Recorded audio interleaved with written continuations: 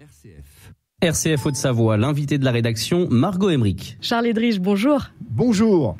Vous étiez ce week-end à Annecy, une escale dans votre Tour de France à vous, une boucle de 3000 km à la rame sur toutes les voies navigables.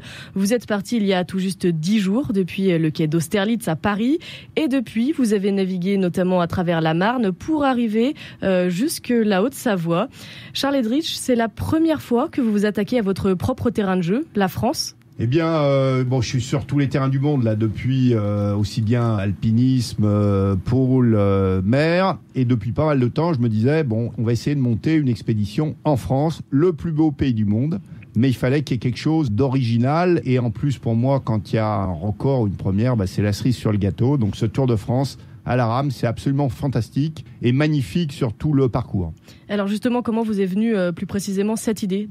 Alors, quand j'ai fait un aller-retour sur l'Atlantique à la rame, j'avais, en matière prologue, descendu la Seine de Paris au Havre. Et je m'étais aperçu qu'à 15 km à l'ouest de Paris, en pleine région parisienne, on se croirait en Amazonie, avec des paysages extraordinaires, une nature absolument sauvage.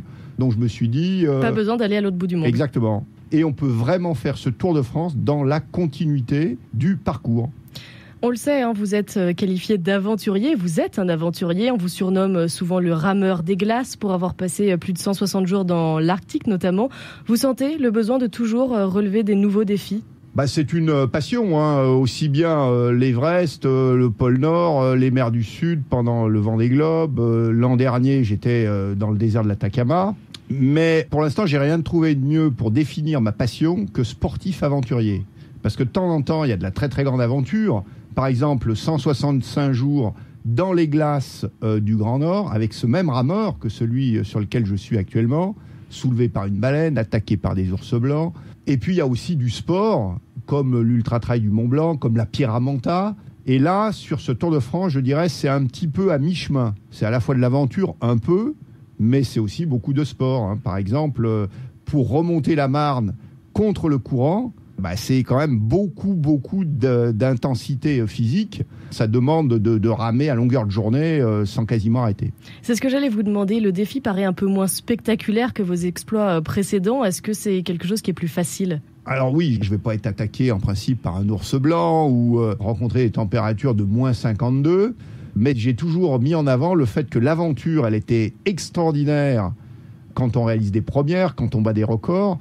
Mais l'aventure d'aller faire le Tour du Mont Blanc ou le GR20, elle est fantastique quand on aime ça et qu'on fait des choses à sa portée. Alors, dans les différentes étapes de votre parcours, est-ce qu'il y en a justement qui vous effraient un peu plus que d'autres ? M'effrayer, c'est un grand mot dans le cas présent, mais par exemple, j'ai été très surpris, puis il y a des surprises.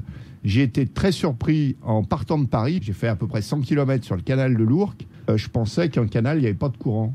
Et pas du tout. Il y avait un courant très très fort. Donc j'ai été obligé de tracter mon bateau à l'ancienne. C'est-à-dire, il y a des chemins de halage qui sont très bien entretenus, très bien tracés, comme le faisaient nos anciens, encore il y a une cinquantaine d'années, avec des chevaux, des ânes, ou les mariniers eux-mêmes, le long des canaux, harnachés et tirant leur flûte ou leur bateau. Vous me disiez tout à l'heure également des étapes avec beaucoup de courant. C'est difficile de prévoir un programme. Est-ce qu'il y a quelque chose de préétabli ou est-ce que vous vous arrêtez quand vous en avez envie ? Alors l'idée, c'est de faire le tour dans sa continuité. Donc j'ai programmé 5 mois avec une arrivée à Paris le 20 octobre. Donc il faut avancer, mais j'ai pas une pression de tous les instants comme ça a pu être le cas, par exemple, sur le désert de l'Atacama, où il fallait absolument que j'avance coûte que coûte, parce que j'étais rationné, comme je tractais tout mon matériel, ma nourriture et l'eau dans un chariot. Il fallait que j'avance, j'avais pas de temps. Là, c'est pas le cas. Donc j'ai quand même un petit peu de temps pour faire des animations, pour aller à la rencontre du public, notamment avec des animations avec des jeunes, aussi bien de Seine-Saint-Denis, de Montreuil, de la Duchère sur Lyon. Et tout ça, ça me permet de ne pas avoir, on va dire, une pression au quotidien absolument considérable. C'est presque des vacances finalement. Moi, de toute façon, c'est une passion. Donc, quoi qu'il arrive, ce que je fais, personne ne me force à le faire. Et quand je pars aussi bien en Himalaya qu'en Antarctique, ce sont d'une certaine forme de vacances, oui. J'imagine que vous êtes habitué à la solitude. Dans la plupart de vos voyages, vous êtes seul. Au quotidien, qu'est-ce qui est le plus difficile ?